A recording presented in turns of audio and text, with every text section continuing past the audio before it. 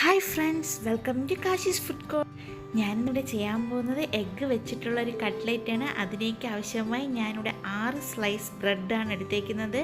അതിൻ്റെ അരികെല്ലാം കട്ട് ചെയ്ത് മാറ്റണം. പിന്നെ 3 മുട്ടയും. ഇനി നമുക്ക് ഈ ബ്രെഡിനെ ഒന്ന് പൊടിച്ചെടുക്കണം. ബ്രെഡ് ഇവിടെ പൊടിച്ചെടുത്തിട്ടുണ്ട്. ഇനി നമുക്കൊരു പാൻ അടുപ്പിൽ വയ്ക്കാം. പാൻ ചൂടായി വന്നിട്ടുണ്ട്. നമുക്ക് ഓയിൽ ഒഴിച്ചു കൊടുക്കാം. 2 ചെറിയ സവാള അരിഞ്ഞത് ചേർത്ത് കൊടുക്കാം. ഒന്ന് സോഫ്റ്റായി വെന്താൽ മതിയാകും. ഇനി ഒരു പച്ചമുളക് ചേർത്ത് കൊടുക്കാം. 1/2 ടീസ്പൂൺ ഇഞ്ചി വെളുത്തുള്ളി പേസ്റ്റ് ചേർത്ത് കൊടുക്കാം. ഒന്ന് പച്ച മണം മാറുന്നത് വരെ ഇളക്കണം. അതിനുശേഷം കുറച്ച് കറിവേപ്പില ചേർത്ത് കൊടുക്കാം. കുറച്ച് മല്ലിയില ചേർത്ത് കൊടുക്കാം. മല്ലിയിലയും കറിവേപ്പിലയും നന്നായി യോജിച്ച ശേഷം നമുക്ക് 3 മുട്ട ചേർത്ത് കൊടുക്കാം.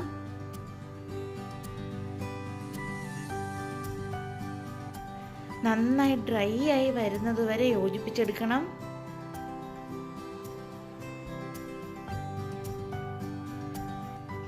ഇനി ആവശ്യത്തിന് ഉപ്പ് ചേർത്ത് കൊടുക്കാം.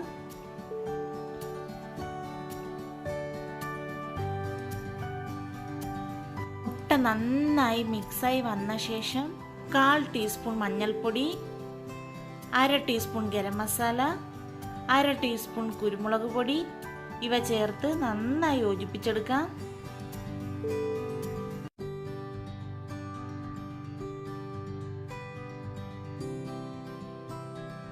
ഇനി നമുക്കിത് ചൂടാറാനായി വെക്കാം.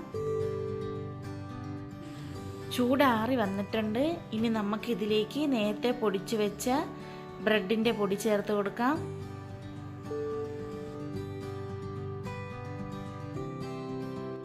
ഇനി ഇത് നന്നായി ഒന്ന് കൈകൊണ്ട് മിക്സ് ചെയ്തെടുക്കണം.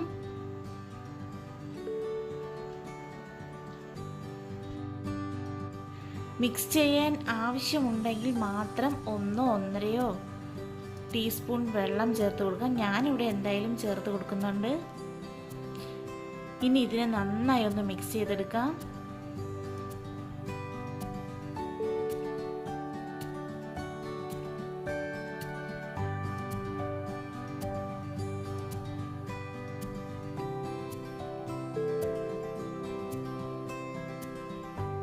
നന്നായി മിക്സായി വന്നിട്ടുണ്ട്. ഇനി നമുക്കിതിനെ ഓരോ ഉരുളകളാക്കി ഷേപ്പ് ചെയ്തെടുക്കാം.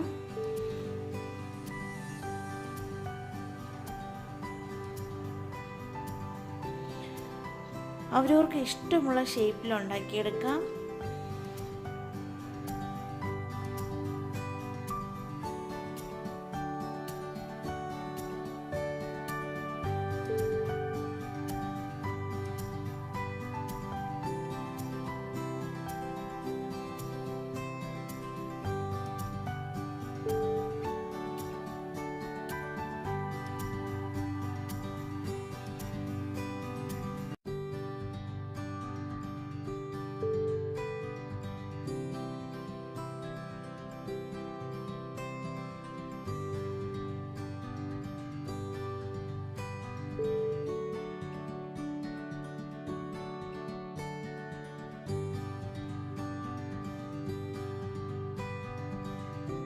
ഞാനിവിടെ എല്ലാം ഉരുളകളാക്കി ഷേപ്പ് ചെയ്ത് വെച്ചിട്ടുണ്ട്.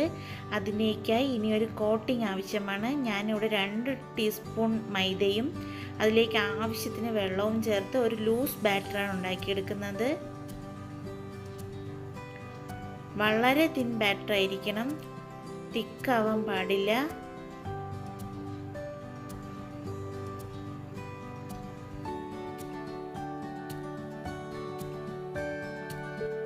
ഈ ഒരു കൺസിസ്റ്റൻസിയിലായിരിക്കണം ബാറ്റർ തയ്യാറാക്കേണ്ടത്. ഇനി ഓരോന്നായി ബാറ്ററിൽ മുക്കി നമ്മുടെ ബ്രെഡിൻ്റെ പൊടിയിൽ റോൾ ചെയ്തെടുക്കാം. ഞാനിവിടെ ബ്രെഡിൻ്റെ പൊടിയായി എടുത്തേക്കുന്നത് നമ്മൾ നേരത്തെ യൂസ് ചെയ്ത ബ്രെഡിൻ്റെ സൈഡ് കട്ട് ചെയ്തതാണ്. ഇങ്ങനെയെല്ലാം നമുക്ക് കോട്ടിംഗ് കൊടുത്തെടുക്കാം.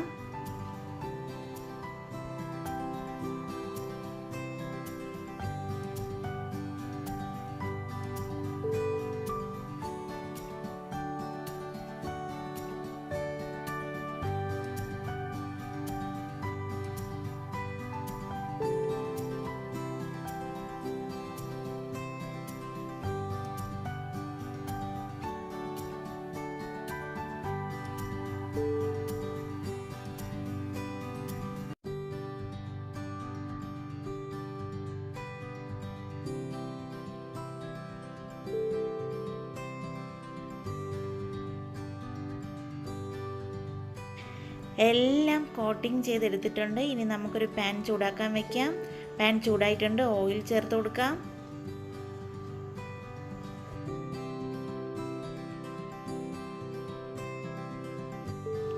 ഓയിൽ ചൂടായി വന്നിട്ടുണ്ട്. നമുക്ക് ഓരോന്നായി അതിലേക്ക് ഇട്ട് കൊടുക്കാം. മീഡിയം ഫ്ലെയിമിൽ വെച്ചിട്ട് വേണം ഇത് ഓരോന്നായി ഇട്ട് കൊടുക്കാൻ.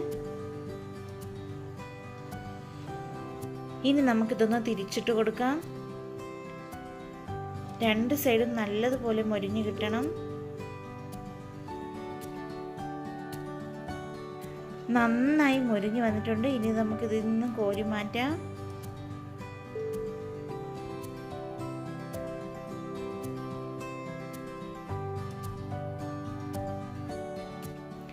ഇനി ഉള്ളത് കൂടി നമുക്ക് ഫ്രൈ ചെയ്തെടുക്കാം.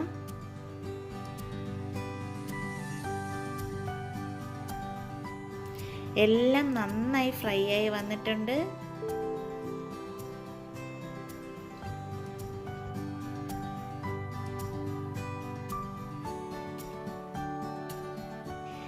ഇനി ഇതിനെ നമുക്കൊരു സെർവിങ് പ്ലേറ്റിലേക്ക് മാറ്റാം.